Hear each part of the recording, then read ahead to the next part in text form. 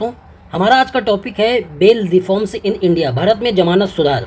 ये एक छोटा सा टॉपिक है दोस्तों, लेकिन चर्चा में खूब रहता है, इस वजह से इसको डिस्कस कर लेते हैं। पिछले कई दिनों से बेल रिफॉर्म पर खूब चर्चा हुई, रोज़ नए नए आर्टिकल्स आए और उन्हीं आर्टिकल्स की ये समरी है कि मतलब कि भारत में बेल रिफॉर्म जो हैं वो होने चाहिए और क्यों ज़रूरी हो गए हैं बेल रिफॉर्म, और इन पर चर्चा क्यों जोरों शोरों से होने लगी है। इन्हीं सब का डिस्कशन इस मतलब कि हम पूरे वीडियो में देखने वाले हैं।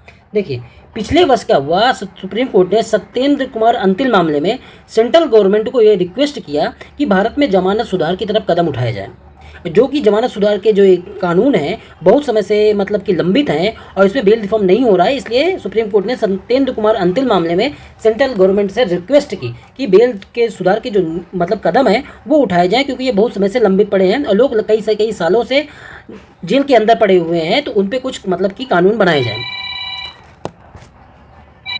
तो देखिए, बेल से संबंधित हमारे जो मतलब कि कानून है CRPC या IPC, इन सब चीज़ों में या जो केस है वो सबसे पहले हम देख लेते हैं कि हमको जो आंसर लिखना है दोस्तों, उस पर हमारे पास पूरे इशू की लिस्ट होनी चाहिए कि हम पे हमारे मतलब कि आंसर में जो कानून है उन वो हमको अगर याद नहीं रहते तो हमारा आंसर बहुत अच्छा नहीं बनता। तो उन सब की अगर लिस्ट होगी हमारे पास तो आंसर बहुत बेहतरीन होगा। देखिए, तो हमारे पास जो पहला कानून है इसके लिए CRPC की धारा 41 है। ये क्या कहती है? Police can arrest without warrant. अगर कोई अपराध संज्ञेय अपराध की श्रेणी में आता है, गैर जमानती अपराध है, बहुत हीनियस क्राइम है, तो उसमें पुलिस क्या कहती है? बिना वारंट के आदमी को गिरफ्तार कर सकती है। ये हमारे CRPC की धारा 41 कहती है, 41 ये कहती है। और एक 41A है जो वो इसी अरेस्ट होने की प्रक्रिया को बताती है। तो एक चीज़ तो ये हो गया कि अगर कोई संज्ञेय अपराध है तो पुलिस बिना वारंट के CRPC की धारा 41 के तहत इसको गिरफ्तार कर सकती है। और इसी में CRPC की धारा जो 50 है वो राइट टू बेल को सुनिश्चित करती है कि अगर बेल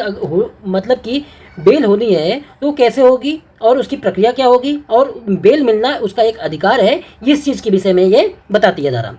एक 2017 का केस है, हुसैन बनाम भारत संघ मामला। इस पे सुप्रीम कोर्ट ने क्या कहा था कि आरोपी को जो बेल है, बेल मिलना एक अधिकार, एक प्रक्रिया, एक नॉर्म होना चाहिए। बेल मिलना एक अधिकार होना चाहिए कि आप किसी को अगर केस सिद्ध नहीं हुआ है, कोई अपराधी सिद्ध नहीं हुआ है, तो ज़बरदस्ती उसको जेल में डाले रखेंगे, ये सही बात नहीं है। उसको बेल मिलना ही चाहिए जब तक उसका अपराध सिद्ध ना हो जाए। तो ये सुप्रीम कोर्ट ने हुसैन बनाम भारत संघ मामले में कहा। तो इसमें सुप्रीम कोर्ट ने कहा कि बेल मिलना अधिकार होना चाहिए और जेल जो है एक अपवाद के रूप में होनी चाहिए कि बहुत ज़्यादा हीनियस क्राइम हो गया है, अब उसको बेल मतलब कि उसको समाज में रखे जाना बहुत और ज़्यादा केस बढ़ाएगा या और ज़्यादा समाज के लिए घातक होगा, तब उसको जेल में रखो। लेकिन जब तक उसका मतलब कि ये अपवाद के रूप में हो। लेकिन मैक्सिमम केस में होता क्या है दोस्तों, ये जो इसका उल्टा होता है कि जेल एक नॉर्म बन जाता है और जो बेल है वो अपवाद बन के रहती है। ज़्यादातर लोगों को केस ठोक के उनको जेल में डाल दिया जाता है और फिर उन पर प्रक्रिया चलती रहती है और उनको बेल नहीं मिलती, और जबकि उनका अपराध भी सिद्ध नहीं हुआ होता है। बहुत लोग ऐसे हैं जिनको 10-10 साल जेल में रखा गया और जब 10 साल बाद उनका केस मतलब कि उनको वो क्या मतलब कि गैर अपराधी पाया गया, उनका अपराध सिद्ध नहीं हुआ। तो इसी को लेकर सुप्रीम कोर्ट ने सत्येंद्र कुमार अंतिल मामले में सेंट्रल गवर्नमेंट को कहा कि आप जमानत सुधार के लिए कुछ कदम उठाइए। तो ये चीज़ हमने देख ली। उमर खालिद क्या है, आज उसको 1000 से ज़्यादा दिन हो गए कि वो मतलब कि जेल में है। तो वो अपराधी है या नहीं है ये तो कोर्ट तय करेगी, लेकिन उसका बेल मिलना उसका अधिकार होना चाहिए। अगर वो अपराधी है तो फिर उसको जेल में रखिए, अगर अपराधी नहीं है तो बाहर कीजिए। लेकिन इस तरीके से बिना अपराध सिद्ध हुए लगातार जेल में रखना ये कहीं से भी सही नहीं है। इसी के खिलाफ सुप्रीम कोर्ट ने कहा कि जेल के लिए कानून लाइए, बेल के लिए।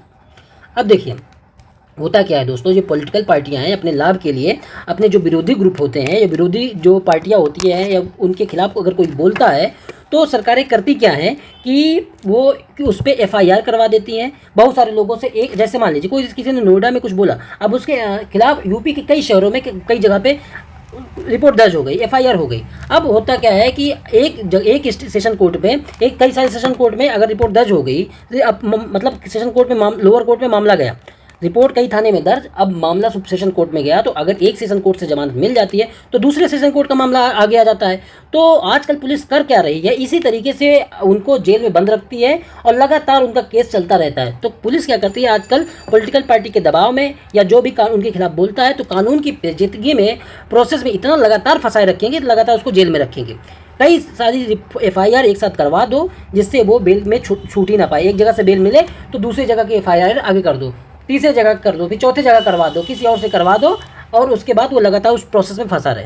तो ये चीज़ें हो रही हैं। इससे भी नहीं बनता तो वो लोग ऊपर कानून जो UAPA कानून है, अनलॉफुल एक्टिविटी प्रिवेंशन एक्ट है, उसको लगा देते हैं। उसकी धारा 1 सेक्शन 43D है, ये गैर जमानती अपराध है। मतलब कि अगर इसके तहत केस रजिस्टर कर लेते तो उसको जमानत भी नहीं देते। एक और इसका जो यूएपीए का प्रावधान है उसके तहत अगर कर लिया तो आतंकवाद की श्रेणी में आ जाएगा, ये तक कर देती है। एनएसए लगा दिया, उसके तहत अगर एनएसए कानून लगा के डिटेन किया गया तो 1 साल तक चार्जशीट भी नहीं दाखिल की जाएगी। सरकारें यहाँ तक कर देती हैं। तभी सुप्रीम कोर्ट ने कहा कि अपने यहाँ पे बेल रिफॉर्म कानून लाइए और जो ये बेल रिफॉर्म का कानून इतने दिन से लंबित है उन पे प्रोसेस शुरू करिए। तो हमने यहाँ तक देख लिया। अब देखिए आगे देखते हैं दोस्तों। देखिए भारत का जो विधि शास्त्र है, जूरिस्प्रूडेंस है, उसमें बेल की कोई परिभाषा नहीं दी गई है, केवल अपराध की परिभाषा दी गई है। सेक्शन सीआरपीसी का जो सेक्शन 436 है, इसमें जो जमानती अपराध होंगे उनके विषय में बताया गया है, और सेक्शन जो 437 है सीआरपीसी का, इसमें जो गैर जमानती अपराध होंगे उनके विषय में बताया गया है। केवल और केवल अपराध के विषय में बताया गया कि अपराध किस तरीके के होंगे। बेल का कोई मतलब जिक्र ही नहीं है कि बेल कैसे होगी या बेल की परिभाषा क्या होगी, ये कुछ भी नहीं बताया गया, जबकि ये होना बहुत ज़रूरी है। और जब बेल की परिभाषा नहीं होती तो होता क्या है कि जो फौजदारी मामले होते हैं, ज़्यादातर इस तरह क्रिमिनल मामले ही होते हैं, तो इस तरीके के जो मामले होंगे वो लोअर कोर्ट से ही इनकी शुरुआत होती है। तो फिर जो पूरी तरीके से परिभाषा ना होने से जो सेशन जज है या डिस्ट्रिक्ट जज है उसकी ये विवेकाधीन शक्ति या डिस्क्रिशनरी पावर बन जाती है, किसी को बेल मिलेगी कि नहीं मिलेगी। ये मतलब कि गलत नहीं है, लेकिन कम से कम ये रिफॉर्म तो होना चाहिए, कानून बना होना चाहिए कि एक ऑब्जेक्टिव तरीके से कानून हो, किसी के बुद्धिमत्ता के हिसाब से ही किसी को बेल मिले या ना मिले ये डिसाइड नहीं होना चाहिए। तो इसी चीज़ के लिए कि मतलब कि जैसे दुनिया भर में कानून है, अमेरिका में बेल रिफॉर्म का पूरा एक्ट बनाया गया कि केवल की जज की बुद्धिमत्ता के हिसाब से नहीं, कुछ नॉर्म्स हैं उनको फॉलो होना चाहिए और उसके हिसाब से जो कैदी है उसको बेल मिलनी चाहिए। तो ये है पूरा का पूरा। अब देखिए होता क्या है कि एक सबसे ख़राब जो लोग बोलते हैं कि क्रॉनिक कैपिटलिज्म, जो पॉलिटिकल लीडर है और जो बिजनेस मैन है उनका जो नेक्सस होता है वो सबसे खतरनाक होता है। देखिए इससे भी एक बड़ी चीज़ है जो सबसे ज़्यादा खतरनाक है, वो है कि पुलिस जो है, पुलिस अधिकारी का, जुडिशरी का और जो प्रोसिक्यूटर है, जो अभियोजन पक्ष है, अगर इनका नेक्सस बनता है ना तो सबसे ज़्यादा खतरनाक चीज़ होती है। क्योंकि सारा कुछ तो इसी पे डिपेंड करता है कि जो केस दायर किया है उसने एक आदमी ने केस दायर कर दिया, पुलिस अब किस तरीके से चार्जशीट बनाएगी ये उस पर डिपेंड है। जज की इंटरप्रिटेशन कैसी होगी उस पर डिपेंड है कि उसको बेल मिलेगी कि नहीं मिलेगी। तो इसी से बचने के लिए ये कहा जा रहा है कि विवेकाधीन जो शक्तियाँ हैं उस पर सारी चीज़ डिपेंड होने से ये मतलब कि एक आदमी की मर्जी पे डिपेंड हो जाती हैं चीज़ें। तो इससे बचने के लिए कहा जा रहा है कि भारत में नए बेल के नियम बनाए जाने चाहिए और डिस्क्रिशनरी पावर तो हो, लेकिन पहले कुछ रूल हो, उनको फॉलो करते हुए ये विवेकाधीन शक्तियों का प्रयोग हो। तो कुछ ना कुछ रूल होने चाहिए। और देखते हैं इसमें क्या है कि बेल हमारी रिजेक्ट कब होनी चाहिए, कि अगर बेल आप रिजेक्ट कर रहे हैं, कोई भी अगर जज है वो बेल रिजेक्ट कर रहा तो उसके लिए क्या प्रमाण होनी चाहिए कि क्यों रिजेक्ट कर रहा, वो चीज़ को देख लेते हैं। देखिए बेल कब रिजेक्ट होनी चाहिए, जब पहला इसका प्रमाण ये है कि जब ये ठोस प्रमाण हो कि जो अपराधी है वो सबूतों के साथ छेड़खानी करेगा, तब उसकी बेल रिजेक्ट होनी चाहिए। वो बहुत ज़्यादा प्रभावशाली व्यक्ति है, वो छेड़छाड़ सबूत के साथ कर सकता है, तब तो उसकी बेल रिजेक्ट होनी चाहिए। और क्या है, ग्रेविटी ऑफ द क्राइम, कि वो जो क्राइम किया है उसने वो कितना गंभीर है, वो कितना जघन्य अपराध है, वो समाज के अंतरात्मा को कितना ज़्यादा ठोस पहुंचाता है। अगर इस तरीके के क्राइम है तो फिर उसको मतलब कि बेल नहीं मिलनी चाहिए, उसकी बेल रिजेक्ट होनी चाहिए।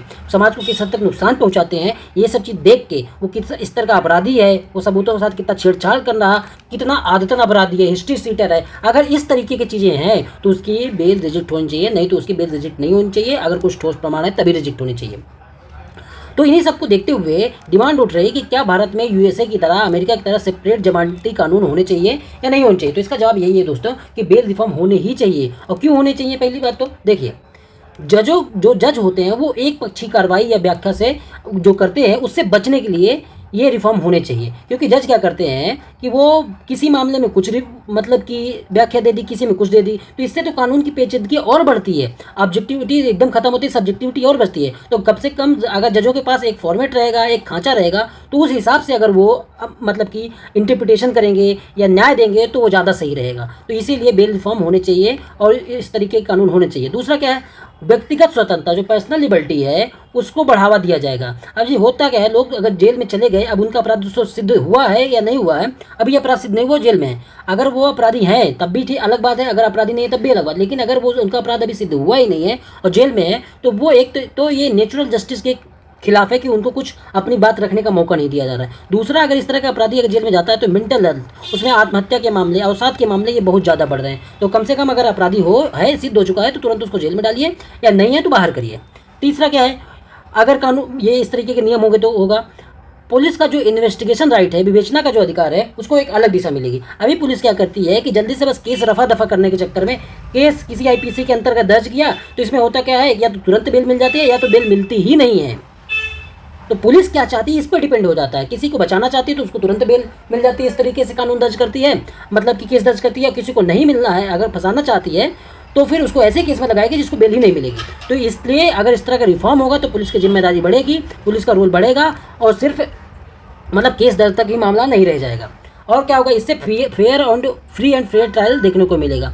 और एक पक्ष है दोस्तों कि बेल रिफॉर्म से ही जुड़ा है क्रिमिनल रिफॉर्म, कि अगर क्रिमिनल जस्टिस सिस्टम में हमारे रिफॉर्म होता है तो बेल रिफॉर्म जैसी चीज़ें अपने आप हो जाएंगी। जैसे एक गोल्डन ट्रिएंगल है, ये पहले ही बता चुका हूँ कि आर्टिकल 19, आर्टिकल 14 और 21 का। 19 क्या कहता है, स्वतंत्रता का अधिकार, अभिव्यक्ति की स्वतंत्रता का अधिकार, 14 समानता का अधिकार और 21 गरिमापूर्ण जीवन जीने का अधिकार। ये मेनका गांधी मामले में सुप्रीम कोर्ट ने गोल्डन ट्रिएंगल दिया था कि हर संस्था को कानून बनाते समय ये ध्यान रखना चाहिए कि कम से कम इनके ये परिपूर्ण होते रहें, क्योंकि ये गरिमापूर्ण जीवन जीने का, स्वतंत्रता का और समानता का ये अधिकार सबसे ज़्यादा मौलिक अधिकार है। तो इनकी परिपूर्ण और ये व्यक्तिगत विकास के लिए, समाज के विकास के लिए, देश के विकास के लिए बहुत जरूरी है। तो इसीलिए ये कहा जा रहा है कि अगर अब हम क्रिमिनल जस्टिस सिस्टम है जो हमारा आईपीसी सीआरपीसी है उसमें रिफॉर्म करते हैं, जो इंडियन एविडेंस एक्ट है उस पर रिफॉर्म करते हैं, हाई कोर्ट एक्ट है, इंडियन हाई कोर्ट एक्ट उस पर रिफॉर्म करते हैं, Indian police act, Indian prison act, अगर इन सब में रिफॉर्म करते हैं तो बेल रिफॉर्म ऑटोमेटिक होगा। और कुछ कुछ रिफॉर्म अलग से करने की भी ज़रूरत है। ये सब करने की ज़रूरत क्यों है दोस्तों, क्योंकि आजकल देखा क्या जाए, जो अपराध होते थे पहले वो अलग तरीके के अपराध है, किसी का खून कर दिया अपराध हो गया, लेकिन अब नवीन तरीके के जो अपराध देखने को मिल रहे हैं, साइबर अपराध मिल रहा, क्रिप्टो अपराध देखने को मिल रहा, ऑर्गेनाइज्ड क्राइम नए नए तरीके से आ रहे हैं, लोग पेटीएम और फोन पे की से अपराध कर रहे हैं। इस तरीके के जो नए नए अपराध आ रहे हैं, जो टेक्नोलॉजी बदलने से अपराध नए तरीके के हो रहे हैं, कम से कम इनको भी तो कानून में जगह मिले। अब इनको जगह मिलेगी तो इस पर जो अपराध करेंगे उनको कैसे सजा होगी, तो ये जब तक हम सुधार नहीं करेंगे तब तक हम कैसे समझेंगे। तो इसीलिए ये सब सुधार करने की बहुत ज़्यादा ज़रूरत है। और सबसे बड़ी बात है कि भारत में विचाराधीन कैदी बहुत ज़्यादा हैं। विचाराधीन कैदी का क्या मतलब है कि उन पर अभी निर्णय ही नहीं हुआ है कि इनको सज़ा मिल रही, इनका केस सिद्ध हो रहा है कि नहीं हो रहा, वो कैदी पाए मतलब कि जो अपराधी पाए जा रहे हैं कि नहीं पाए जा रहे हैं, ये अभी सिद्ध ही नहीं हुआ है। तो कम से कम इन सब चीज़ों को ध्यान रखते हुए बेल रिफॉर्म होने ही चाहिए। ये था हमारा आज का टॉपिक। और वही बात फिर से दोहराता हूँ दोस्तों कि इतनी जगह है हर पेज में, आप इसको ध्यान से देखिए, पढ़िए एक बार जल्दी से। अगर 15-17 मिनट का वीडियो बनता है, इस पर देख के आप इसको मतलब पीडीएफ को डाउनलोड करके सेव करके कुछ भी एक्स्ट्रा पॉइंट मिलता है इतने में आप लिख सकते हैं। तो ये था बेल रिफॉर्म से जुड़े जो कानून है भारत में उसके विषय में।